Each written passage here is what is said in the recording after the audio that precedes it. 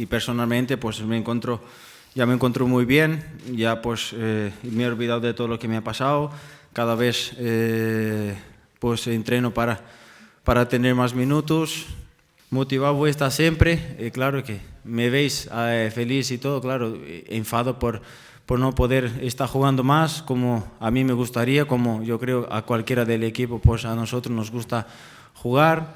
Si en un futuro pues hay propuestas, claro que la queréis escuchar, la sentaré y hablaré con mi representante y la familia y a ver, pero de momento de aquí de cara al final de temporada quiero estar solamente pensando en el Barça, verlo así a nosotros nos hace disfrutar, ¿no? A cada partido, en los entrenamientos y es el Leo que nosotros conocemos, que siempre os habéis visto.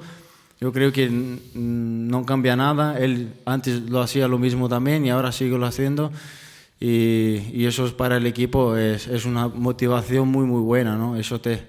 Pues él tira del carro y nosotros pues por detrás de él pues con el incentivo y con las ganas de verlo así y también a nosotros pues nos ponemos las pilas. Hombre, él desde que nos llegó siempre ha sido un futbolista importante y sigue demostrando eso, ¿no? Y seguramente él pues quiere seguir. Yo si fuera la gente pues que tendrías que renovar seguramente lo renovaría.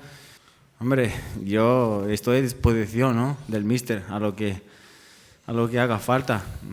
La verdad que sí es cierto que él se va, pues es una lástima, ¿no? Para nosotros, para el vestuario, para el equipo, pero si es así, pues estoy dispuesto, ¿no? Estoy dispuesto a estar a disposición al míster en esta posición de lateral derecho, como ya he jugado muchas veces.